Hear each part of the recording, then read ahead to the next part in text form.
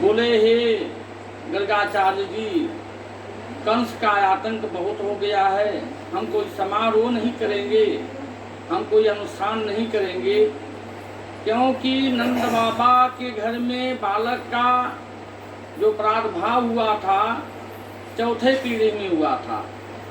उनका उम्र बताया जाता है 60 से 65 साल की उम्र में, दाढ़ी बार पक गया था, उसी उम्र में भगवान का जो है प्रादुर्भाव हुआ था। दाढ़ी भी जो है सफेद थी, सब दाढ़ी काला हो गई। जिसके घर में साक्षात नारायण का प्रादुर्भाव हो जाए, पालनहार भगवान कृष्ण का जो है हो जाए, साक्षात जो है इस जगत चराचर का जो मालिक है, जिसके घर में आ जाए महाराज, उसके घर में कोई कमी होने वाली है? मिथिला के एक झा जी थे, क्या नाम था उनका, जो भगवान शिव के उपासक थे, विद्यापति झा जी थे। भगवान शिव के बहुत बड़े उपासक थे, यानी भगवान शिव का जिस समय पूजा करते थे, भगवान कैलाश में जो है नृत्य किया करते थे, मंत्रों का उद्घोष किया करते थे। उस समय भगवान प्रसन्न हो जाते थे कि मित्र लोक में हमारा कोई ऐसा भक्त है कि जिससे मैं प्रसन्नता पा रहा हूँ, मस्त हो जा रहा हूँ, उसका ऐसा पूजा है। जटा कवि गलत जवल प्रवाह पावित्य गली यलम मिता भुजंग तुंग मलिका। जिस राग से डमरू बजाना उसी राग से गाना, उसी हिसाब से भगवान शंकर का पूजा विद्यापति झा जी करते थे। बहुत दिन हो गया पूजा पाठ करते। भगवान की जब असीम कृपा होती है, शुद्ध आत्मा के यहाँ जाते हैं। विद्यापति जी भगवान शिव के बहुत बड़े उपासक थे। मनोभक्तों में एक गिनती विद्यापति जी का भी होता था। विद्यापति जी बड़े विचारक थे। पत्नी कर्कशा थी। कोई अगर इंसान में पत्नी अच्छा है तो उसका स्वामी अच्छा नहीं है व्यवहार में। अगर स्वामी अच्छा है तो पत्नी कर्कशा, ऐसा होता है। अगर दोनों अच्छा हो जाएंगे, समझ लीजिए कि वो जीवन का बहुत बढ़िया पुण्य करके किसी जन्म के आया है। जो पत्नी और पति दोनों 100 में मिल गए हैं, सज्जन मिल गए हैं। ये बिना ईश्वर की कृपा का कुछ होता नहीं है। भगवान जो है इतने खुश हो गए कि वहां से चल दिए कैलाश से विद्यापति जी के यहाँ। विद्यापति जी जो है सरपंच हुआ करते थे गांव के। उनके यहाँ जो है मजलिस लगती थी, भीड़ रहा करती थी, नौकरों चाकरों की सारी व्यवस्थाएं हुआ करती थी। भगवान शिव रूप बदल कर के आ गए। अब ऐसा रूप बदल कर के आ गए कि दूर से ही गंध आ रहा है। जटा बढ़ा लिए पूरा, आंख से कीचड़ आ रहा है, नाक से पानी निकल रहा है। बोले कि नौकरों ने पूछा आप कौन हैं? बोले मैं उगना हूँ। कहाँ से आए हैं? बोले मैं कैलाश से आया हूँ। बोले पत्नी का क्या नाम है? तुम बताओ। बोले पर्वतिया मेरा नाम है। किससे मिलने के लिए आए हैं? बोले पंडित जी से मिलने आए हैं। पंडित जी उस समय जो है पूजा पे बैठे थे। जा करके ये लोग बता दिए कि पंडित जी एक वृद्ध पति पत्नी आए हैं।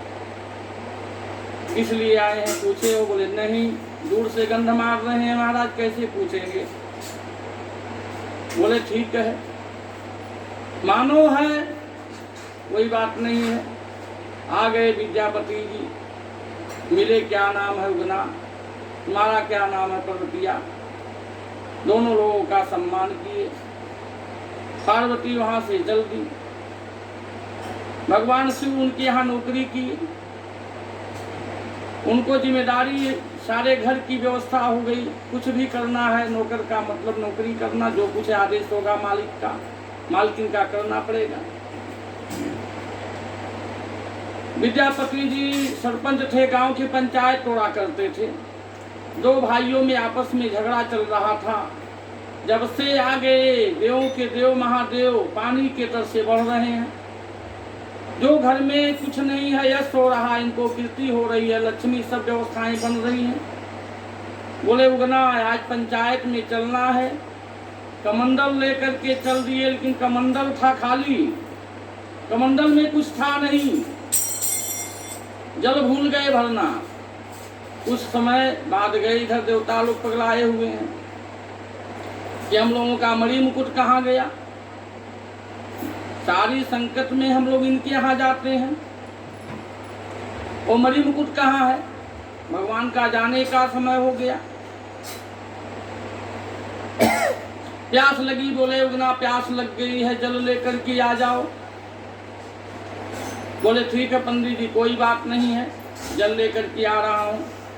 साक्षात शिव जी थे, कमंडल लिए हाथ में, एक पेड़ करके आड़ में जाके खड़ा होकर के अपने स्वरूप में आकर के जटा से गंगा का जल लेकर के कमंडल में आ गए। पंडित जी के समकक्ष सामने खड़े हो गए।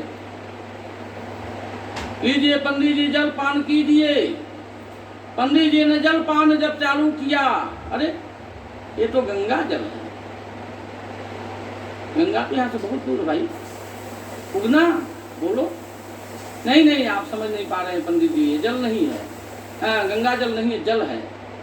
उस बावरी कुआं से तो लेके आ रहे हैं। ना ना, स्वरूप में आओ, हो कौन तुम। भगवान शिव अपने स्वरूप में आ जाते हैं। विद्यापति जी तो धन्य हो गए। साक्षात त्रिलोकी का दर्शन होना, जीवन का संताप नष्ट हो जाना। जीवन में आदमी को जब पुण्य काल का संचय मिलता है, तभी घर में मंगल कामना होता है, तभी देवताओं का प्रादुर्भाव होता है। एक पापिष्ट बुद्धि वाले की यहाँ, एक पापिष्ट आत्मा की यहाँ भगवान जाएंगे, जिसका आत्मा निर्मल होता है, मन निर्मल होता है, शरीर निर्मल होता है, उसी के यहाँ परमात्मा जाते हैं। बाकी सबके यहाँ नहीं जाते हैं। विद्यापति जी चरणों में गिर गए, बोले हम तो धन्य हो गए, मेरा जीवन धन्य हो गया, साक्षात त्रिलोकी का दर्शन हो गया। हे महादेव, हम नहीं समझ पाए कि जब से आप आए हैं तब से हमारे यहाँ यश की प्राप्ति हो रही है, कृति की प्राप्ति हो रही है, धन की प्राप्ति हो रही है, मान सम्मान की प्राप्तियां मिल रही हैं। मेरा जीवन तो धन्य हो गया। उस गंगा जल को पी करके वहां से चल दिए। चलने के बाद जब वहां गए जहां पंचायत थी, उस पंचायत में जो है दो भाइयों का संघर्ष बहुत दिन से चल रहा था। उस संघर्ष को आपस में उस दिन जी जो विद्यापति जी कह रहे हैं वही दोनों भाई सुन रहा।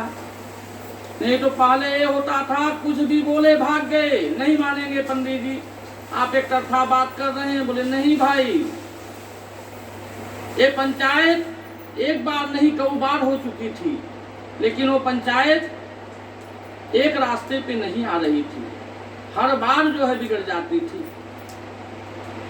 अब उस दिन पंडित जी जिसके साथ जो है त्रिलोकी है, तो उसको विजय और यश की क्या सारे कामनाओं का थैली तो सामने बैठा है, साथ में जो है त्रिलोकी, तो डर किस बात का। बोले वो जो पंडित जी कह रहे हैं सत्य कह रहे हैं।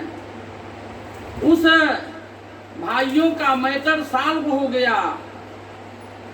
पंडित जी वहां से चले आए। दूसरे दिन की बात है, पूजा पे बैठे हैं। अब जो महाराजिन बोल रही हैं, ए उगना जाओ लकड़ी लेके आओ। पहले तो चूल्हे पे ही लकड़ी से खाना बनता था। चलिए आज आप लोगों को आवाज आ रही है ना, मस्त रहिए, बोलिए राधे राधे राधे राधे। मस्त रहिए, स्वस्थ रहिए और व्यस्त रहिए, ऐसे हंसते रहिए। साथ में कुछ जाने वाला नहीं है, ये मृत लोक है, माया में भटके हैं। लास्ट में कुछ जाता नहीं है, ये खाली शरीर जाता है और आगे जो आदमी जैसा सत्कर्म किया होता है हर इंसान के अपने आमदनी का 10वां हिस्सा इन्वेस्ट करना चाहिए, व्यय करना चाहिए। किस काम में? धर्म कार्य में। दान दिए धन न घटे, कह गए सिया रघुबीर। ठीक है। तुलसी पंछी के पिए घटी न सरितान। ये धन जल रूपी जो धन है, इसको जितना सत्कर्म में सिंचित किया जाएगा, इसमें वृद्धि होगी। जिस धन में सत्कर्म में वृद्धि नहीं किया जाता है, वो धन एक दिन तो ऐसा होता है, सोम का धन कौन खाता है? सोम का धन खाने वाला शैतान एक पैदा हो जाता है, सारे धनों को नष्ट कर देता है वो। इस नाते 75 साल की उम्र हो गई, 65 साल की उम्र हो गई, गुरुजी तो अभी